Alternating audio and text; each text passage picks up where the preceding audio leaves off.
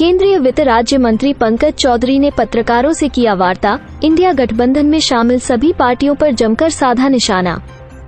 खबर उत्तर प्रदेश के महाराजगंज जिले से है, जहां पार्टी के निर्देश पर भारत सरकार के केंद्रीय वित्त राज्य मंत्री पंकज चौधरी ने पार्टी कार्यालय पर पत्रकार वार्ता किया, जहां उन्होंने विपक्षी पार्टियों पर जमकर निशाना साधा। वार्ता में पंकज चौधरी ने कहा कि आजकल देश में विपक्षी पार्टियों द्वारा भ्रष्टाचार को मॉडल की तरह पेश करने का फैशन चल पड़ा है। उनका भ्रष्टाचार ही उनका शिष्टाचार बन गया है। मामला कोर्ट में हो तब भी इन सबको चिल्लाना है। कोर्ट में दलीलें काम नहीं आती तो बाहर हल्ला मचाते हैं। हम सभी ने रामलीला मैदान में भ्रष्टाचार के भाईचारा का डेली शॉप देखा। किस तरह से भ्रष्टाचारी घमंड से अपने भ्रष्टाचार को जस्टिफाई कर रहे हैं। हमारे प्रधानमंत्री कहते हैं कि भ्रष्टाचार हटाओ, मगर इंडी गठबंधन के नेता कहते हैं भ्रष्टाचारी बचाओ। ये इंडी गठबंधन घोटालेबाजों की बारात है जो देश को लूटना चाहते हैं। उन्होंने कहा कि इंडी गठबंधन के एक घटक ने तो अपने लंबे शासनकाल में आकाश से लेकर पाताल तक घोटाले किए। इनका शीर्ष नेतृत्व 5,000 करोड़ रुपए के घोटाले में जेल से बेल पर चल रहे हैं। समाजवादी पार्टी अपने मूल मंत्र को ही भूल गई। अब वह समाजवाद नहीं परिवारवाद के रास्ते पर चल रही है। अपने नाम में समाजवादी लेकर चलने वाली इस पार्टी के शीर्ष नेता को समाज और जनता की नहीं परिवार की चिंता है।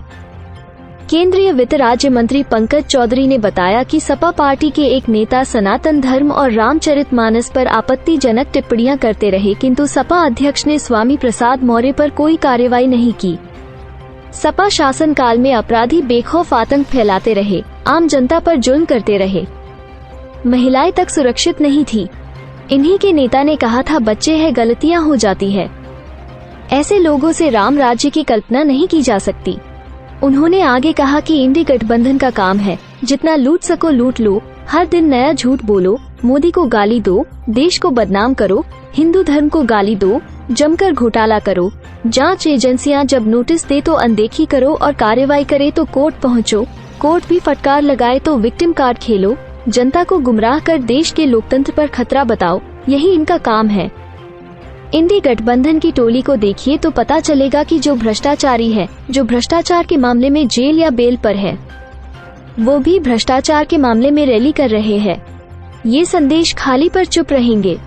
इनके नेता देश तोड़ने की बात करते हैं, उस पर कार्रवाई करने के बजाय लोकसभा का टिकट इनाम में देते हैं। आम आदमी पार्टी जो इंडी गठबंधन का हिस्सा है, उसके नेता सत्येंद्र जैन, मनीष सिसोदिया, संजय सिंह, हेमंत सोरेन को कोर्ट जमानत नहीं दे रही।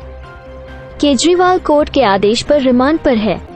आगे उन्होंने कहा कि देश की 140 करोड़ जनता मोदी का परिवार है और मोदी जी अपने परिवार को भ्रष्टाचारियों से बचाने की लड़ाई लड़ रहे हैं।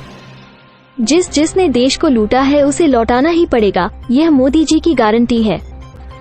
जिस प्रकार से अभी रामलीला मैदान में एक भ्रष्टाचारी को बचाने के लिए सभी दल के लोग जोर जोर से वहां पर अपनी आवाज़ को रख रहे थे। और कहीं ना कहीं अगर आप देखें तो प्रधानमंत्री नरेंद्र मोदी जी ने पहले भी कहा है कि देश के 140 करोड़ परिवार का जो हमारा परिवार है, उसका जो भी भ्रष्टाचार हुआ एक एक पैसा उनको लौटाना पड़ेगा।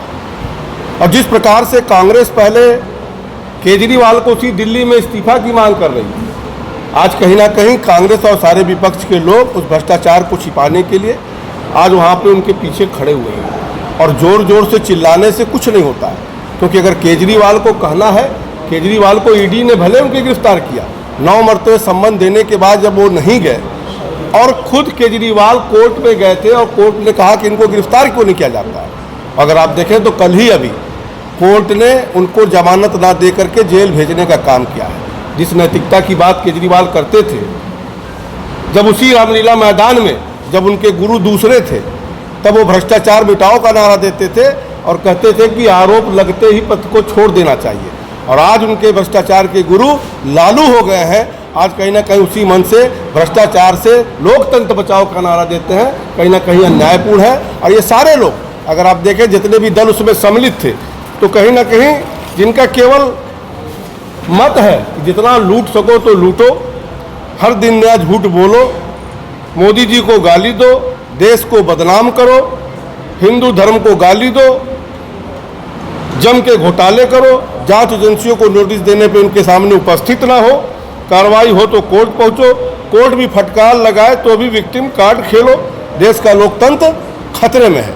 अगर आप देखें तो जो कोर्ट अपना कार्रवाई कर रही है, चाहे वो जैन साहब हो, चाहे सिसोदिया हो, चाहे संजय सिंह हो, ईडी आपको गिरफ्तार कर सकती है, अदालत में जाता है, अदालत निर्णय लेती है, और आज ये सारी कार्रवाई अदालत के माध्यम से केजरीवाल को जेल में भेजने का काम हुआ है। मंत्री जी, विपक्ष का आरोप है कि भाजपा जांच एजेंसियों का सहारा लेकर के विपक्ष के नेताओं को परेशान कर रही है, जेल का भय दिखा रही है। ईडी भाजपा ने तो बनाया नहीं, सीबीआई भाजपा ने बनाया नहीं, पीएमएलए कोर्ट भाजपा ने बनाया नहीं, ये पुराना बना रहा है। और अगर आप उठाकर देखें तो पिछले 10 साल में जो कांग्रेस की सरकार थी, उस समय अगर ईडी ने जो रिकवरी किया था वो मात्र 35 लाख रुपए रिकवरी किया था। और आज देश में कहीं ना कहीं 7,000 केस ऐसे हैं, ईडी के पास 7,000 पेंडिंग केस हैं, जिसमें से अगर आप देखेंगे तो मात्र 3% केस ही केवल राजनीतिक व्यक्तियों के ऊपर है। बाकी हमारी ईडी ने स्वतंत्र एजेंसियां हैं, वो स्वयं काम करती हैं। और अगर आप देखें तो इस 10 साल के भीतर लगभग 7,000 करोड़ से ज़्यादा का रिकवरी ईडी ने किया है।